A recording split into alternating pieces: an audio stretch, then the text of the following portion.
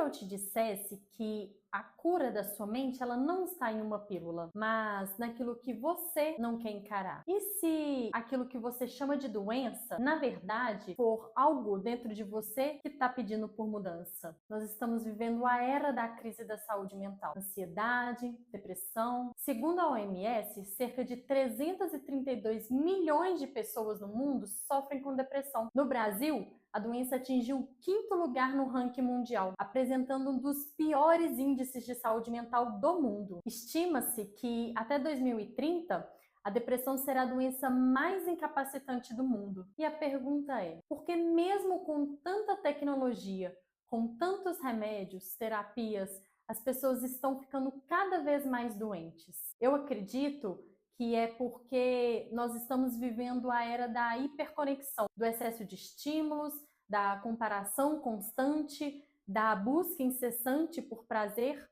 e estamos cada vez mais nos esvaziando espiritualmente. Hoje em dia tudo é sobre aparência, consumo, prazer imediato e cada vez menos sobre essência. O pós-modernismo veio e ainda relativizou tudo: a família, a religião, a identidade, a moral. Só que ao desestruturar esses pilares que são base de uma sociedade estável, as coisas elas começam a perder o significado. E com isso, vai se esvaindo o sentido da vida. As pessoas não sabem mais quem são, elas se sentem desconectadas de si, desconectadas de Deus, desconectadas da vida. E a crise, ela não é só emocional, ela é espiritual, ela é existencial, ela é cultural. A dor, ela faz parte da vida. Só que o ser humano, ele não se permite mais sofrer. Com o passar do tempo, nós fomos criando uma sociedade que tem aversão a qualquer tipo de sofrimento. Só que o sofrimento, ele é inerente da espécie humana. Hoje em dia, qualquer tristeza, cansaço ou angústia é rapidamente rotulado como doença. As pessoas, elas não se permitem mais aprofundar na dor para entendê-la. Elas buscam um alívio imediato.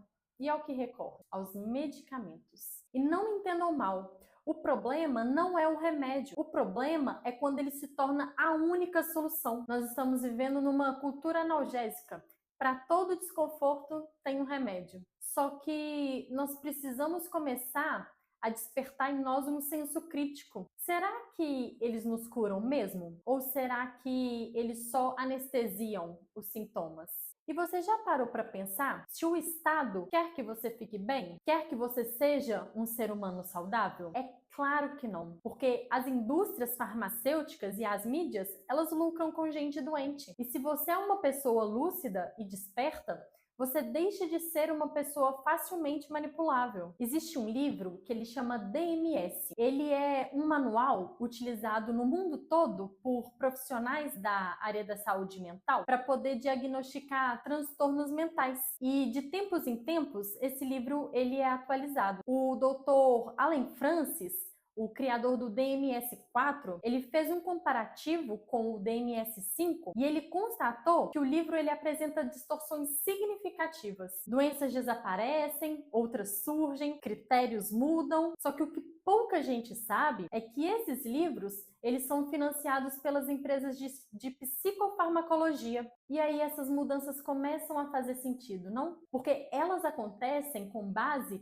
no interesse econômico das empresas de psicofarmacologia. O TDAH, por exemplo, antes ele era pouco conhecido e hoje ele virou tendência. Qualquer lapso de distração, impulso, déficit de atenção, a pessoa já se autodiagnostica com TDAH, ignorando completamente as consequências do estilo de vida moderno que a gente vive e os excessos de estímulos diários. E curiosamente, quando deu um boom da doença, adivinhem, a empresa de fármaco já tinha uma solução: o Venvance.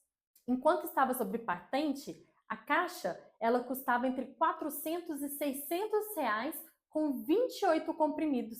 Então, será que o crescimento explosivo do diagnóstico e o sucesso comercial do Venvance foram apenas coincidência? Hoje, eu conheço pessoas que são completamente dependentes do remédio e que já tentaram parar de usar, só que o seu corpo ele não é mais produtivo sem o medicamento. Na prática, o que acontece? As indústrias de farmácia, mais especificamente os laboratórios, eles desenvolvem o medicamento, organizam um congresso para mostrar para os médicos os novos medicamentos e os tratamentos que estão sendo lançados no mercado.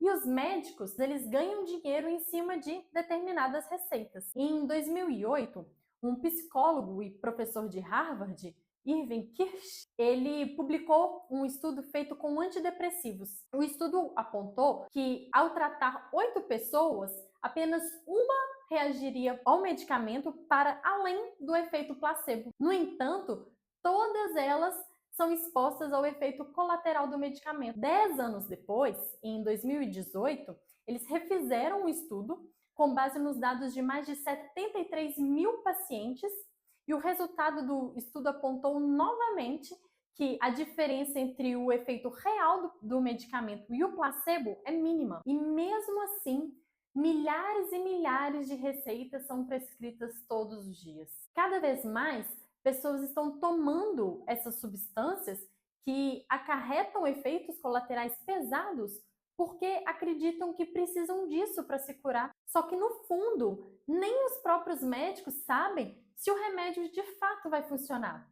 É sempre aquela desculpa de cada organismo reage de um jeito diferente. É claro que há pessoas que precisam do medicamento para se manterem estáveis e funcionais, mas há uma enorme quantidade de medicação sendo prescrita que provavelmente não é necessário. A fase mais difícil da minha vida foi quando eu perdi minha mãe. Eu passei por um período de luto, de frustração, de insatisfação profissional, e na época muitas pessoas ficaram surpresas porque eu não estava fazendo terapia para lidar com esses problemas. Na época, para não surtar com tudo isso que estava acontecendo ao mesmo tempo, eu categorizei os meus problemas. Quando você passa por muitos problemas de uma vez só, se você pensa, tá tudo dando errado, a minha vida tá uma merda, ou seja, você pensa nos problemas como um todo, você se desespera e acaba sucumbindo. Então, tente categorizar o problema e resolvê-los individualmente. Assim, você consegue ser mais objetivo e pensar com mais clareza na solução para cada um deles. O sofrimento, ele só vira doença quando ele é negligenciado ou quando ele é mal interpretado. No DMS-4, o luto ele era um critério para exclusão do diagnóstico de depressão. No DMS-5, essa regra ela foi removida. Agora, se os sintomas depressivos forem suficientemente graves e persistentes, a pessoa ela pode ser diagnosticada com depressão, mesmo que esteja durante o processo de luto. Curioso, não? Nem toda dor precisa de remédio. Nós precisamos aprender a olhar para dentro, a entender a causa do sofrimento e tratar as feridas internas. Ainda que você busque a ajuda de um profissional, ele pode te conduzir, mas é só você que pode se curar. E a cura, ela começa quando você decide parar de fugir e encarar o problema. O problema é que as pessoas elas querem resultados imediatos. E aí elas recorrem ao medicamento como se fossem pílulas mágicas da felicidade e não se preocupam com o crescimento estruturado e com a evolução constante. E assim as pessoas passam a viver como animais irracionais, fugindo da dor e buscando prazer. E diferentemente dos prazeres imediatos, a felicidade ela é um processo a longo prazo, não é um comprimido, ela é um caminho. E o próximo passo ele tem que ser seu. Se esse vídeo ele te fez refletir, compartilha com mais pessoas. Me ajude a transformar a forma com que as pessoas encaram os problemas. Curte, comenta aqui e envie para quem precisa receber essa mensagem.